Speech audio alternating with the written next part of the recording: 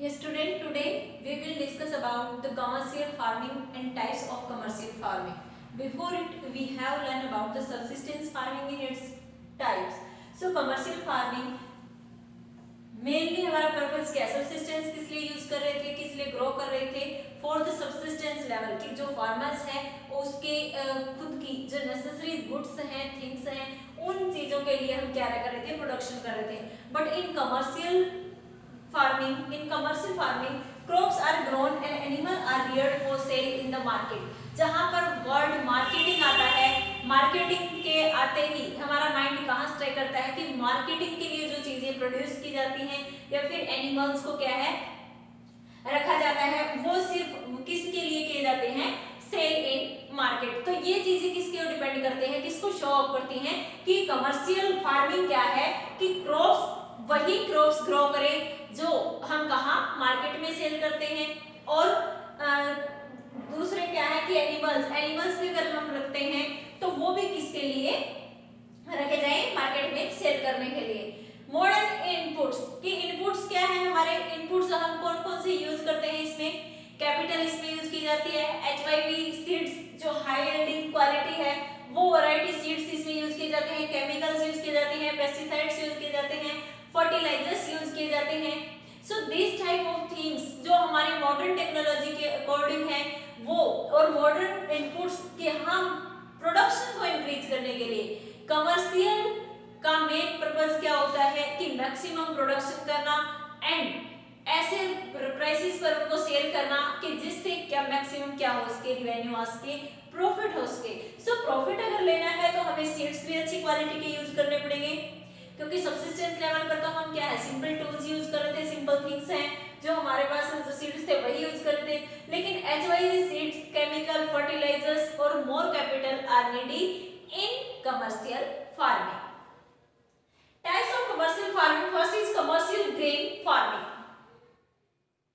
वो grains produce करना जो सिर्फ मार्केटिंग के लिए हो, ओके, जिनको मार्केट में सेल करना है. Crops are grown for commercial purpose कि अगर हम हाउस होल्ड के पर्पस से उसको ना प्रोड्यूस करके उन ग्रेन्स को सिर्फ कमर्शियल पर्पस के लिए प्रोड्यूस करते हैं, it means we are calling them commercial grain. For example wheat and maize, जब दोनों प्रोडक्शन किए जाते हैं, जब ये दोनों क्रॉप्स को ग्रोन किया जाता है तो यहाँ पर मेन पर्पस क्या होता है कि आप उनका क्या कर रहे हो, कमर्शियल यूज के लिए आपने प्रोडक्शन किया है. इनके एरियाज कौन से हैं, temperate grasslands of north America, Europe and Asia. अक्सर से जब प्रोडक्शन किया जाता है, जब इनका प्रोडक्शन करके क्वांटिटी इतनी ज्यादा होती है जो हम एक्सपोर्ट के लिए यूज करते हैं, जो अदर स्टेट टू स्टेट हम सेंड करते हैं, country to countries, international level पर भी जो हम प्रोडक्शन करके सेल करते हैं, वो आपका किस में आता है, वो ग्रेन्स, वो जो अनाज है हम सिर्फ कमर्शियल पर्पस के लिए ग्रो करते हैं और उसको एक्सपोर्ट करते हैं, मार्केट में सेल करते हैं, तो ये आपका क्या कहलाता है, कमर्शियल ग्रेन फार्मिंग. एरियाज आपको पता है, टेम्परेट ग्रासलैंड्स ऑफ नॉर्थ है, अमेरिका है, यूरोप और एशिया.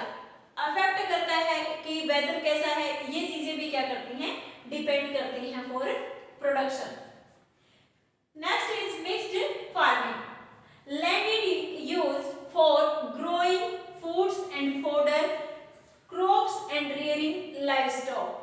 जो हमारी लैंड होती है वो सिर्फ और सिर्फ एक प्रोडक्शन के लिए नहीं, ये नहीं है कि आज क्रॉप्स हमने ग्रो की है तो हम कंटिन्यूसली सिर्फ क्रॉप्स ही रहेंगी. वहां पर मल्टी यूज किया जाता है, किस चीज का, मिक्स्ड फार्मिंग. आप क्या कह रहे हो कि होता क्या है कि आपने एग्रीकल्चर के साथ साथ आपने क्या किया, एनिमल्स का भी बिजनेस किया.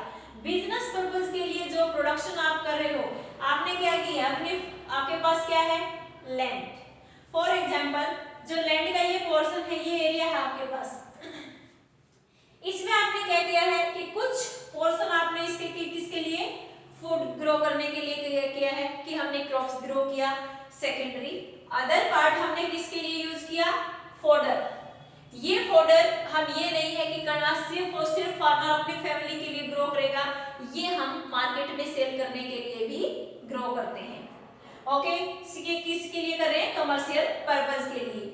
नेक्स्ट आता है रेयरिंग लाइवस्टॉक, कि एनिमल्स को पालना, उनको भी पाला जाता है। जब खेती के साथ साथ आप एनिमल्स को भी पालते हो, वो आपका किस में आता है? मिक्स्ड फार्मिंग, कि आपने क्या किया है? मिक्स वर्क कर रहे हो आप एग्रीकल्चर वर्क के साथ साथ आप क्या कर रहे हो? एनिमल्स लाइवस्टॉक भी कर रहे हो, रियरिंग लाइवस्टॉक भी आप कर रहे हो। इट मींस क्या हुआ कि जो मार्केटिंग है वो आपकी बोथ साइड से मूव करेगी, आपकी जो फार्मिंग सिस्टम है उसमें आप दोनों इंक्लूड करके रखोगे। एरियाज क्या क्या आते हैं? यूरोप, ईस्टर्न यूएसए, यूएसए का ईस्टर्न पार्ट आएगा, अर्जेंटीना है, south east part of Australia, New Zealand, south Africa. These are the area where mixed farming is doing. Okay, mixed farming कहाँ की जाती है? South east Australia, New Zealand, south Africa, eastern USA, Argentina and Europe. These areas हैं जहां पर क्या किया जाता है? मिक्स्ड फार्मिंग की जाती है। नेक्स्ट आता है प्लांटेशन। प्लांटेशन में क्या आपका कि ये भी एक कमर्शियल क्रॉप्स है, कमर्शियल पर्पस के लिए एग्रीकल्चर की जाती है, वो आपकी किसके अंदर आती है? प्लांटेशन में। This type of farming single crop of tea, coffee, sugarcane, cashew, rubber, banana and cotton are grown. आपने देखा होगा कि जो पैडी लगाई जाती है, पैडी आपने देखा ना, हम क्या करते हैं? अपने हाथ से लगाते हैं उनको, पॉइंट टू पॉइंट जितने भी प्लांट्स हैं वो सारे किससे लगाए जाते हैं? हाथ से।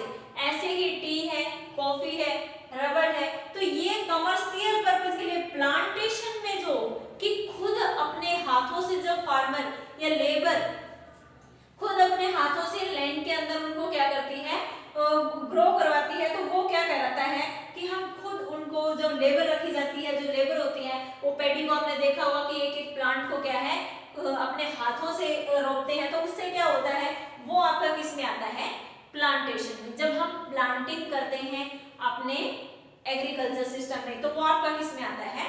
प्लांटेशन में। इसके लिए लार्ज अमाउंट ऑफ लेबर, क्योंकि एक एक प्लांट को मैंने भी बताया है कि एक एक पौधा जो अपने हाथ से खुद लगाया जाता है, इट मींस वहां पर लेबर ज्यादा की नीड होती है। ज्यादा लेबर होगी तभी तो वर्क फास्टली होगा, क्योंकि ये क्या होते हैं? जो कमर्शियल फार्मिंग है ये कोई स्मॉल प्लॉट पे नहीं की जाती है, ये 100,000 ऑफ एकड़ के अंदर किया जाता है इसको। वो जो लैंड है वो कंप्लीटली ग्रो करने के लिए उसके लिए क्या है? लार्ज कैपिटल रिक्वायर्ड है and large number of labour. So ये चाहे कोई भी इसमें अंदर आप कमर्शियल फार्मिंग में कोई भी फार्मिंग कर रहे हो, चाहे आप कमर्शियल ग्रेन फार्मिंग है, मिक्स्ड फार्मिंग है या फिर प्लांटेशन है, इन सब के अंदर किसकी? लेबर और कैपिटल जितनी इन्वेस्ट होगी, और कैपिटल इन्वेस्ट किस लिए होगी? बिकॉज स्टार्टिंग में ही मैंने बोला है कि HYV सीड्स, केमिकल और फर्टिलाइजर्स, पेस्टिसाइड्स ये जो यूज किए जाएंगे। एंड अनदर थिंग दैट कि मशीनरीज वगैरह, मशीनरीज हैं वो क्या होंगी? न्यू टेक्नोलॉजी की होंगी। ये नहीं है कि वो हम सिंपल टूल्स के थ्रू करेंगे, क्योंकि कमर्शियल एक बिग पर्पस के लिए की जाती है स्टूडेंट्स, और बिग पर्पस को कंप्लीट करने के लिए कैपिटल इन्वेस्टमेंट नेसेसरी है। सो रबर कहाँ होता है? अभी हम क्या करेंगे कि एरिया, टी और कॉफी हमारे असम में भी होती है, तो हमें अपने एरिया का हमें पता भी है। सो रबर क्या है? Malaysia, coffee in Brazil, tea in India and Sri Lanka. So ये जो प्लांटेशन एग्रीकल्चर किया जाता है, इसके थ्रू जो मैक्सिमम डिमांड ऑफ लेबर है और कैपिटल है, उसके साथ साथ इसके एरियाज भी क्या होते हैं कि मेजर प्रोड्यूसर एरियाज है ये, कि टी इंडिया और श्रीलंका में है और कॉफी ब्राजील में है, रबर मलेशिया। सो इसके फायदे क्या है? हमें कमर्शियल पर्पस के लिए जो हमने ग्रो किया है, इसका एम क्या है? ये हमने क्या किए हैं? टाइप्स किए हैं, लेकिन बेनिफिट क्या है? डेवलप करने के लिए कंट्रीज को, डेवलपिंग अंडर डेवलप कंट्री से डेवलपिंग में आने के लिए, डेवलपिंग अगर डेवलप्ड कंट्री की तरफ मूव करती है, it means there is need of commercial farming. By subsistence farming we can't upgrade to our country, to our economy. So commercial farming क्या बेनिफिट देती है कि कमर्शियल फार्मिंग एक लार्ज रोल प्ले करती है किसी भी कंट्री की इकोनॉमी को अपग्रेड करने के लिए। और इकोनॉमी अपग्रेड कब होगी, जब आप एक्सपोर्ट करोगे, मार्केट जो इंटरनेशनल लेवल पर क्या है आप डिमांड इंक्रीज करोगे, उनकी फुलफिल करोगे। सो वो चीजें कहाँ से कंप्लीट होती हैं, हमारी कमर्शियल फार्मिंग के through. So student, this is commercial farming and types of farming. Next we